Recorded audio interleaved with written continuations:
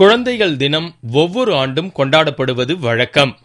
இதய அறுவை சிகிச்சை செய்து கொண்ட 1000க்கும் மேற்பட்ட குழந்தைகள் ஒரே இடத்தில் கூடி குழந்தைகள் தின விழாவை கொண்டாடியது வித்தியாசமான காட்சியாக இருந்தது. சென்னையில் உள்ள மியாட் மருத்துவமனையில் குழந்தைகள் தினம் கொண்டாடப்பட்டது. இதில் கலந்து கொண்ட 1000க்கும் மேற்பட்ட குழந்தைகள் அனைவரும் இதய அறுவை சிகிச்சை செய்து கொண்டவர்கள். இவர்களுக்கு குறைந்த கட்டணத்தில் மியாட் மருத்துவமனையில் அறுவை சிகிச்சை மேற்கொள்ளப்பட்டு குணமடைய செய்யப்பட்டது. இந்த விழாவில் இதய அறுவை சிகிச்சை செய்து கொண்டவர்களின் நடன நிகழ்ச்சி அனைவரின் இதயத்தையும் கொள்ளை கொண்டது.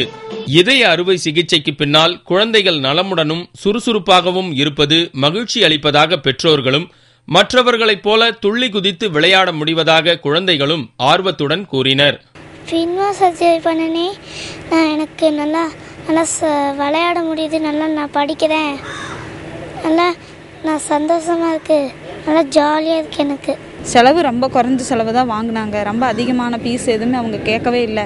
அதனால் நாங்கள் நல்லபடியாக செஞ்சு இன்றைக்கி 2 வருஷம் ஆக போகுதுங்க. எந்த ப்ராப்ளம் இல்லை, நல்லா இருக்கிறா, விளையாடுறது சாப்பிட்றது ரொம்ப யாருமே ஆச்சரியப்படுற அளவுக்கு இருக்காங்க. இந்த பொண்ணா இப்படியா அப்படிங்கிற மாதிரி நாங்கள் நல்லா சந்தோஷமாக நல்லா இதாக இருக்கிறோம்.